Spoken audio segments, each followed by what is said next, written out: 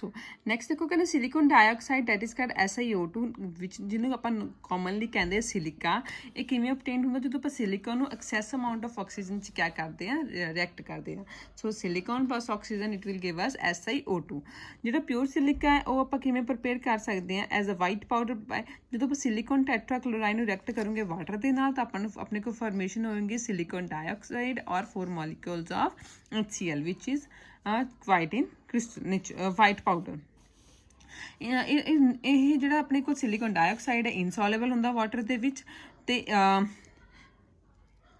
ਬਾਕੀ ਸਾਰੇ ਐਸਿਡ ਦੇ ਵਿੱਚ ਜਿਹਨੂੰ ਬਸ ਸਿਰਫ HF ਨੂੰ ਛੱਡ ਕੇ ਦੈਟ ਇਜ਼ ਹਾਈਡਰੋਜਨ ਕਲੋਰਾਈਡ ਨੂੰ ਛੱਡ ਕੇ with is react to form a silicon tetrafluoride ਜਿਹਨਾਂ ਰਿਐਕਟ ਕਰਕੇ ਕੈਪ ਕਿਸ ਦੀ ਫਾਰਮੇਸ਼ਨ ਕਰ ਲੈਂਦਾ ਸਿਲੀਕਨ ਟੈਟਰਾਫਲੋਰਾਈਡ ਦੀ। ਸੋ SiO2 ਜਦੋਂ HF ਦੇ ਨਾਲ ਰਿਐਕਟ ਕਰਦਾ ਫਾਰਮੇਸ਼ਨ ਕਰਦਾ SiF4 plus 2 molecules of water. It is weakly acidic and dissolve in the hot concentrated alkali to form a silicate. So silicon dioxide ਜਦੋਂ alkali ਦੇ ਨਾਲ ਰਿਐਕਟ ਕਰਦਾ ਆਪਣੇ ਕੋਲ ਫਾਰਮੇਸ਼ਨ ਹੁੰਦੀ ਹੈ sodium ਸਿਲੀਕੇਟਸ the that is Na2SiO3 plus H2O।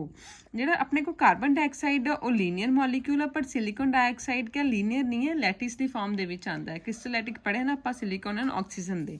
ਇਹਦਾ reason ਇਹ ਹੈ ਦੇਖੋ ਉਹ ਕਹਿੰਦੇ ਕਾਰਬਨ ਐਟਮ ਸਮॉल ਇਨ ਸਾਈਜ਼ ਹੈ ਠੀਕ ਹੈ। ਵੈਸੇ ਆਪਣਾ ਕੁਐਸਚਨ ਬਣਦਾ ਵਾਈ अपना क्वेश्चन बनता है वाई कार्बन फॉर्म आ लीनियर स्ट्रक्चर और सिलिकॉन फॉर्म आ लैटिस स्ट्रक्चर। सो देखो ਇਹਦਾ आंसर क्या है कहते कार्बन एटम ਉਹ ਜਿਹੜਾ स्मॉल साइज है ਅਤੇ form multiple stable multiple covalent bond because of close interaction between 2p orbital of carbon and 2p orbital of oxygen। ਉਹ ਕਹਿੰਦੇ ਕਿ ਜਿਹੜਾ ਕਾਰਬਨ ਹੈ ਉਹ ਸਮॉल ਸਾਈਜ਼ ਦਾ ਹੈ ਤੇ ਉਹ ਫਾਰਮ ਕਰਦਾ ਤੇ ਉਹ ਸਟੇਬਲ ਮਲਟੀਪਲ ਬੌਂਡ ਫਾਰਮ ਕਰ ਲੈਂਦਾ ਹੈ ਠੀਕ ਹੈ। ਕਿਹਦੇ ਨਾਲ 2p orbital of carbon ਕਿਹਦੇ ਨਾਲ ਫਾਰਮ ਕਰ ਲੈਂਦਾ 2p orbital of oxygen ਕਿਉਂਕਿ ਦੋਨੋਂ ਆਲਮੋਸਟ ਸੇਮ ਤੇ ਸਾਈਜ਼ ਦੇ ਹੁੰਦੇ ਨੇ ਠੀਕ ਹੈ। ਇਸ ਕਰਕੇ ਜਿਹੜੀ ਇਹਨਾਂ ਦੇ ਵਿੱਚ ਵਾਲੀ ਬੌਂਡਿੰਗ ਹੁੰਦੀ ਉਹ ਸਟਰੋਂਗ ਹੋ ਜਾਂਦੀ ਹੈ ਈਜ਼ਲੀ ਮਲਟੀਪਲ ਬੌਂਡ ਫਾਰਮ ਕਰ ਲੈਂਦਾ ਹੈ ਠੀਕ ਹੈ। This is because the energy of 2p orbital of carbon and 2p orbital of oxygen are nearly the same।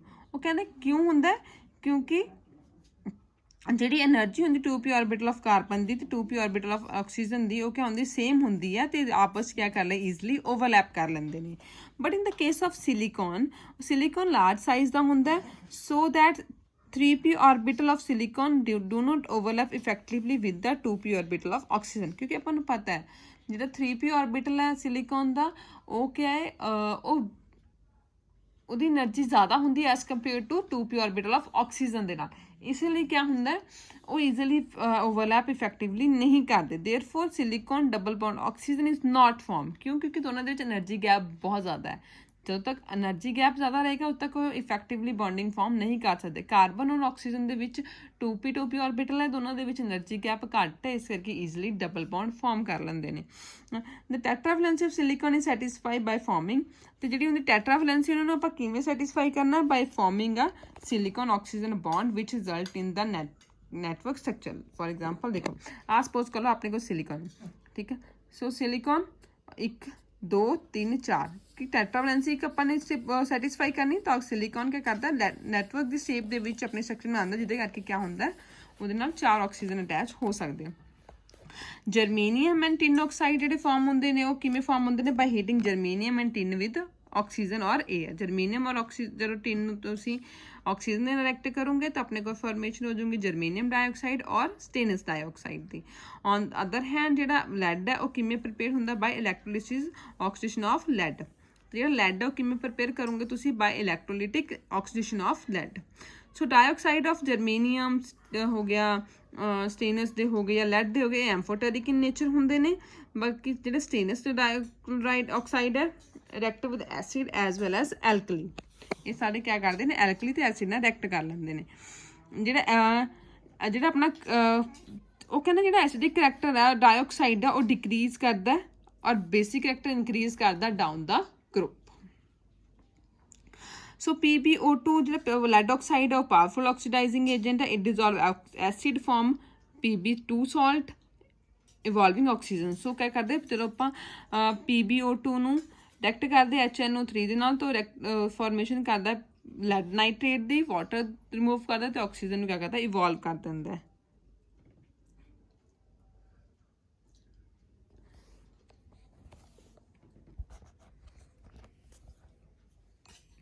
So next ਦੇਖੋ, ਨੈਕਸਟ ਹੈਗਾ ਹੈਲਾਈਡਸ। ਉਹ ਕਹਿੰਦੇ ਜਿੰਨੇ ਵੀ ਐਲੀਮੈਂਟ ਆ 14 ਗਰੁੱਪ ਦੇ ਕੰਬਾਈਨ ਕਰਦੇ ਹੈਲੋਜਨ ਦੇ ਨਾਲ ਤੇ ਕਿਸ ਦੀ ਫਾਰਮੇਸ਼ਨ ਕਰਦੇ, ਕਿਉਂਕਿ ਇਹਨਾਂ ਕੋਲ ਟੈਟਰਾ ਵੈਲੈਂਸੀ ਹੁੰਦੀ, 4 ਵੈਲੈਂਸ ਇਲੈਕਟ੍ਰੋਨ ਹੁੰਦੇ ਕਾਰਬਨ ਫੈਮਿਲੀ ਦੇ ਕੋਲ, ਇਸ ਕਰਕੇ ਉਹ ਕਿਸੇ ਦੀ ਫਾਰਮੇਸ਼ਨ ਕਰਦੇ ਟੈਟਰਾ ਹੈਲਾਈਡ ਦੀ, ਜਿਹਦਾ ਜਨਰਲ ਫਾਰਮੂਲਾ ਹੁੰਦਾ MX4। All these are tetrahedral and covalent in nature. ਸਾਰੇ ਕਿਆ ਹੁੰਦੇ, ਟੈਟਰਾਹੈਡਰਲ ਹੁੰਦੇ ਤੇ ਕੋਵਲੈਂਟ ਇਨ ਨੇਚਰ ਹੁੰਦੇ ਨੇ। ਸੋ ਕਾਰਬਨ ਫਾਰਮ ਆਲ ਦਾ ਟੈਟਰਾਹੈਲਾਈਡ, ਕਾਰਬਨ ਸਾਰੀ ਟੈਟਰਾਹੈਲਾਈਡ ਫਾਰਮ ਕਰਦਾ ਹੈ। Carbon tetrafluoride is prepared by reacting F2 with silicon carbide or by the fluorinating carbon monoxide or carbon dioxide by SF4 sulphur tetrafluoride. So ਕਹਿੰਦੇ ਜਿਹੜਾ carbon ਟੈਟਰਾਫਲੋਰਾਈਡ ਉਹ ਕਿਵੇਂ farm ਹੋਊਗਾ, ਜਾਂ ਤੁਸੀਂ ਸਿਲੀਕਨ ਕਾਰਬਾਈਡ ਨੂੰ ਫਲੋਰੀਨ ਦੇ ਨਾਲ ਰਿਐਕਟ ਕਰੋਗੇ, ਸਿਲੀਕਨ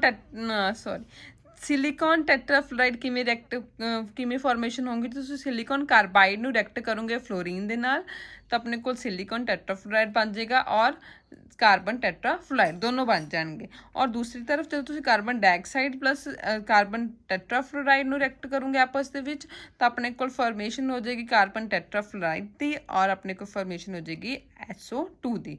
ਇੰਡਸਟਰੀਅਲੀ ਕਿਵੇਂ ਪ੍ਰਪੇਅਰ ਹੁੰਦੀ, ਜਦੋਂ ਤੁਸੀਂ F2 ਜਾਂ ਫਿਰ CF2Cl2 ਨੂੰ F2 ਦੇ ਨਾਲ ਯਾਨੀ ਕਿ ਫਲੋਰੀਨ ਦੇ ਨਾਲ ਰਿਐਕਟ ਕਰੋਗੇ, ਸਾਡੇ ਕੋਲ ਫਾਰਮੇਸ਼ਨ ਹੋ ਜਾਏਗੀ CF4 + Cl2 ਦੀ। CF4 highly stable having CF4 ਜਿਹੜਾ ਕਾਰਬਨ ਟੈਟਰਾਫਲੋਰਾਈਡ ਹਾਈਲੀ ਸਟੇਬਲ ਹੁੰਦਾ, ਇਹਦਾ ਮੈਲਟਿੰਗ ਪੁਆਇੰਟ ਹੁੰਦਾ -183.5 degree Celsius, very close to that of methane, that is 182.5 degree. It has an ਇਹ ਅਨਰਿਐਕਟਿਵ ਹੁੰਦੀ ਹੈ, ਠੀਕ ਹੈ। So it has an exceptionally unreactive gas. Carbon tetrafluoride is a common laboratory and industrial solvent, ਤਾਂ ਆਪਾਂ ਨੂੰ ਪਤਾ ਹੀ ਕਿ ਮੋਸਟਲੀ ਯੂਜ਼ ਹੁੰਦਾ। ਸੋ ਕਾਰਬਨ ਟੈਟਰਾਕਲੋਰਾਈਡ ਇਸ ਪ੍ਰਪੇਅਰ, ਕਾਰਬਨ ਟੈਟਰਾਕਲੋਰਾਈਡ ਕਦੋਂ ਪ੍ਰਪੇਅਰ ਹੁੰਦਾ, ਜਦੋਂ ਤੁਸੀਂ ਕਾਰਬਨ ਡਾਈਸਲਫਾਈਡ ਨੂੰ ਕਲੋਰੀਨ ਦੇ ਨਾਲ ਰਿਐਕਟ ਕਰਨਾ, ਐਕਸੈਸ ਆਫ ਕਲੋਰੀਨ ਦੇ ਨਾਲ in the presence of AlCl3 aluminium ਟੈਟਰਾਈਕਲੋਰਾਈਡ ਔਰ ਫਿਰ ਆਇਰਨ ਟ੍ਰਾਈਕਲੋਰਾਈਡ ਦੇ ਨਾਲ ਰਿਐਕਟ करना है, अपने को फॉर्मेशन हो जाएगी कार्बन टेट्राक्लोराइड दी और S2HCl2 क्या हो जाएगा remove. Since there is a good difference in the boiling point of carbon tetrachloride, that is boiling point of tetrachloride is 76.7 degree Celsius and that of sulfur monochloride is boiling point is 138 degrees Celsius. Carbon tetrachloride is easily separated from the sulfur monochloride by the fractional ਡਿਸਟੀਲੇਸ਼ਨ। ਸੋ ਹੁਣ ਦੇਖੋ ਆਪਣੇ ਕੋਲ ਦੋ product ਬਣ ਗਏ, carbon ਟੈਟਰਾਕਲੋਰਾਈਡ and carbon sulphur ਮੋਨੋਕਲੋਰਾਈਡ, ਠੀਕ ਹੈ। ਉਹ ਕਹਿੰਦੇ ਇਹ ਦੋਨੋਂ ਨੂੰ ਸੈਪਰੇਟ ਕਿਵੇਂ ਕਰਨਾ ਹੈ ਕਿ ਦੋਨੋਂ ਦੇ ਬੋਇਲਿੰਗ ਪੁਆਇੰਟ 'ਚ ਬਹੁਤ ਡਿਫਰੈਂਸ ਆ। ਜਿਹੜਾ ਕਾਰਬਨ ਟੈਟਰਾਕਲੋਰਾਈਡ ਉਹਦਾ ਬੋਇਲਿੰਗ ਪੁਆਇੰਟ ਹੈਗਾ 76.7 ਡਿਗਰੀ ਸੈਲਸੀਅਸ, ਜਦੋਂ ਉੱਥੇ ਤੱਕ ਪਹੁੰਚੋਗੇ ਤਾਂ ਉਹ ਸੈਪਰੇਟ ਹੋ ਜਾਏਗਾ, ਠੀਕ ਹੈ, ਉਹਦੇ ਕ੍ਰਿਸਟਲਸ ਆ ਜਾਣਗੇ। ਔਰ ਦਾ ਅਦਰ ਹੈਂਡ ਜਿਹੜਾ ਆਪਣੇ ਕੋਲ ਸਲਫਰ ਮੋਨੋਕਲੋਰਾਈਡ ਆ ਉਹਦਾ ਬੋਇਲਿੰਗ ਪੁਆਇੰਟ ਹੈਗਾ 138 ਡਿਗਰੀ ਸੈਲਸੀਅਸ, ਤੋਂ ਈਜ਼ੀਲੀ ਆਪਸ ਬਾਈ ਫ੍ਰੈਕਸ਼ਨਲ ਡਿਸਟੀਲੇਸ਼ਨ ਮੈਥਡ ਦੇ ਨਾਲ ਈਜ਼ੀਲੀ ਕਿਆ ਹੋ ਸਕਦੇ, ਸੈਪਰੇਟ ਹੋ ਜਾਣਗੇ। ਦੂਸਰਾ ਕਾਰਬਨ ਟੈਟਰਾਕਲੋਰਾਈਡ ਨੂੰ ਆਪਾਂ ਕਿਵੇਂ ਪ੍ਰਪੇਅਰ ਕਰ ਸਕਦੇ ਹਾਂ, by the chlorination of methane in the presence of reduce copper 2 chloride. So copper 2 ਦਾ ਮਤਲਬ 2 ਦੇ ਆਕਸੀਜਨ ਸਟੇਟ ਹੈ। ਸੋ ਤੁਸੀਂ ਮਿਥੇਨ ਨੂੰ ਰਿਐਕਟ ਕਰਨਾ ਕਲੋਰੀਨ ਦੇ ਨਾਲ in the presence of copper chloride, ਤਾਂ ਆਪਣੇ ਕੋਲ ਫਾਰਮੇਸ਼ਨ ਹੋ ਜਾਣੀ ਕਾਰਬਨ ਟੈਟਰਾਕਲੋਰਾਈਡ ਔਰ 4 ਮੋਲੀਕਿਊਲਸ ਆਫ HCl। ਇਹ ਕਲਰਲੈਸ ਗੈਸ ਹੈ, ਕਲਰਲੈਸ ਵੋਲੇਟਾਈਲ ਲਿਕੁਇਡ, ਇਹ ਕਲਰਲੈਸ ਵੋਲੇਟਾਈਲ ਲਿਕੁਇਡ ਕਿਉਂਕਿ ਆਪਾਂ ਯੂਜ਼ ਕਰਦੇ ਹਾਂ ਲੈਬ ਦੇ ਵਿੱਚ। ਵੋਲੇਟਾਈਲ ਲਿਕੁਇਡ ਹੈ, ਇਹਦਾ ਬੋਇਲਿੰਗ ਪੁਆਇੰਟ 76.7 ਡਿਗਰੀ ਸੈਲਸੀਅਸ ਹੈ, ਇਨਸੋਲੇਬਲ ਹੈ ਵਾਟਰ ਦੇ ਵਿੱਚ ਬਟ ਹਾਈਲੀ ਸੋਲੇਬਲ ਹੈ ਇਥਰ ਔਰ ਅਲਕੋਹਲ ਦੇ ਵਿੱਚ।